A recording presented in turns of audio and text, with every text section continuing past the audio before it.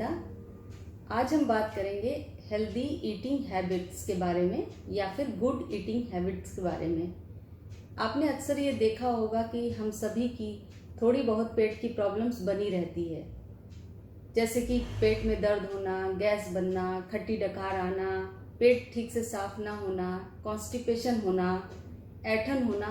ये सारी आम समस्याएं हैं और हम ये भी जानते हैं कि बहुत सी बीमारियों की जड़ पेट की प्रॉब्लम से ही शुरू होती है।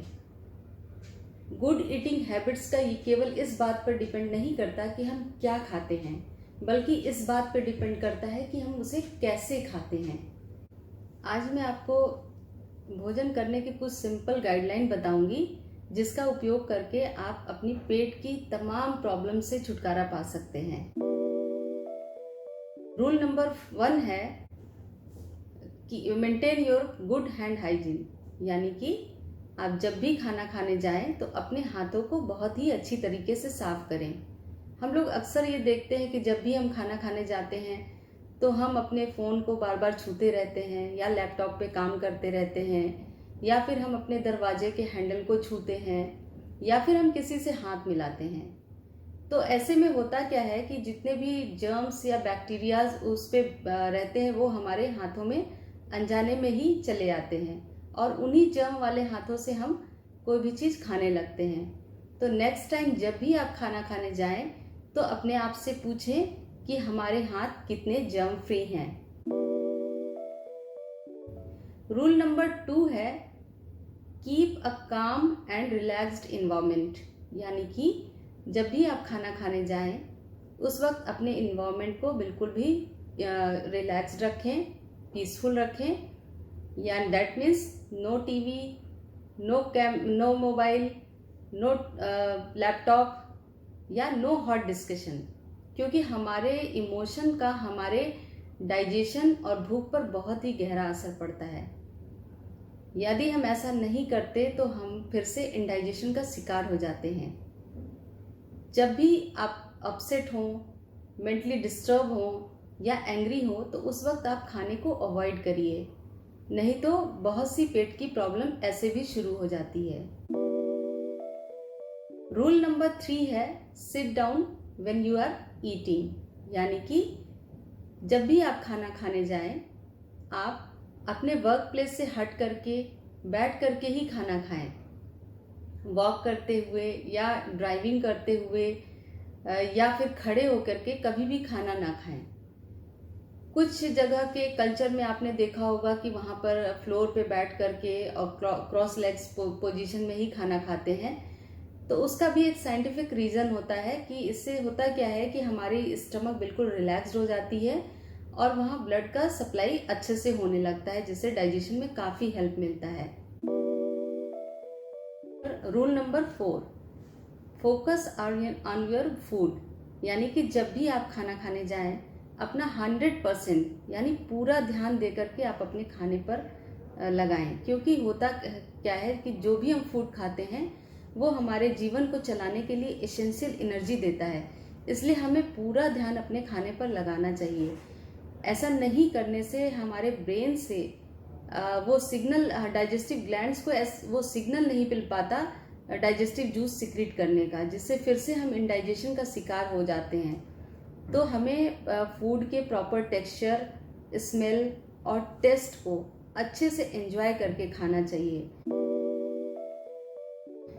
रूल नंबर 5 है check are you really hungry.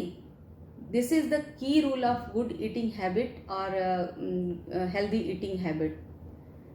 तो इस पर आपको ये ध्यान, जब भी आप खाना खाने जाएं ये जरूर चेक करें कि क्या आपको वास्तव में भूख लगी है। कई बार ऐसा हुआ होगा, आपने देखा होगा कि बस खाने का टाइम हो गया, इस वजह से आपने ब्रेकफास्ट या लंच ले लिया, बल्कि जबकि आपको जेन्युइनली भूख नहीं लगी थी। तो ऐसे में हमारा जो डाइजेस्टिव जूसेस होते हैं वो रेडी नहीं होते हैं फूड को डाइजेस्ट करने के लिए। इसकी वजह से भी बहुत सी डाइजेस्टिव प्रॉब्लम्स आने लगती है। तो जब भी ऐसा महसूस हो कि आपको भूख नहीं लगी है अच्छे से, तो आप उस वक्त खाने को जरूर अवॉइड करिए और रियल हंगर का वेट करिए। जब रियल हंगर आए तभी उसी वक्त आप खाने को खाइए, वरना आप बिना भूख के बिल्कुल भी खाना नहीं खाइए। रूल नंबर 6 है पोर्शन कंट्रोल, यानी कि आपको कितना खाना है ये आपको खुद ही डिसाइड करना है। कोशिश करना है कि आपको स्टमक को अपने 4 पार्ट में डिवाइड करना है, उसमें हाफ पार्ट को अपने फूड आइटम से भरना है और 1/4 पार्ट को आप लिक्विड डाइट से भरें और 1/4 पार्ट को बिल्कुल भी खाली रखें, यानी कि फ्री रखें। ये डाइजेस्टिव जूसेस के लिए या फिर डाइजेशन प्रोसेस के लिए हमें इसे खाली रखना चाहिए, यानी कि पूरे स्टमक को एकदम अच्छे से भर के नहीं खाना चाहिए, थोड़ा सा हमें भूख से कम ही खाना चाहिए। रूल नंबर 7 है fix your time for eating, यानी कि आगे से जब भी आप खाना खाने जाएं तो आप अपना टाइम जरूर फिक्स करें कि एक निश्चित टाइम पे ही खाना खाने की कोशिश करें। ऐसे में होता क्या है कि जब हम टाइम फिक्स करते हैं तो उस वक्त हमारे डाइजेस्टिव सिस्टम से डाइजेस्टिव जूसेस का सिक्रीशन अपने आप ही रिदम के हिसाब से अपने आप ही शुरू हो जाता है, तो और हमें उस समय अच्छे से भूख भी लगती है। तो हमें कोशिश करना चाहिए कि खाने का टाइम ज़रूर फिक्स करना चाहिए और अपने खाने में भी प्रॉपर समय लेना चाहिए, यानी कि take your time and enjoy your meal. खाने को बहुत ही आराम से एंजॉय करके खाना चाहिए। एक तो स्मॉल बाइट लेना चाहिए और उसे बहुत अच्छे से च्यू करना चाहिए। अकॉर्डिंग टू आयुर्वेदा हमें एक बाइट को कम से कम मिनिमम 32 टाइम्स च्यू करना चाहिए। इससे होता क्या है कि हमारे जो फूड होते हैं पार्टिकल वो बहुत ही स्मॉल पीसेस में ब्रेक डाउन हो जाते हैं और हमारे मुंह की जो सलाइवा होती है उसके साथ वो बहुत अच्छे से मिक्स होता है, जिससे कि हमारा वहीं से आपको पता होना चाहिए कि ये जो हमारा डाइजेशन प्रोसेस होता है वो हमारे मुंह से ही शुरू हो जाता है, सलाइवा से ही हमारा डाइजेशन प्रोसेस शुरू हो जाता है। तो हम इतना ब्रेक करें कि उसमें सलाइवा अच्छे से मिक्स हो जाए और उसको अच्छे से डाइजेशन हमारे फूड का हो। यानी कि कहते हैं ना कि हमें अपने आंतों से अपने दांतों का काम नहीं लेना चाहिए, तो हमें दांतों से अपने फूड को बहुत अच्छे से पीसेस में तोड़ करके ही खाना चाहिए। इससे बहुत अच्छा डाइजेशन होगा और हमें भूख भी अच्छे से लगेगी और हमारा मोशन भी बहुत अच्छे से साफ होगा।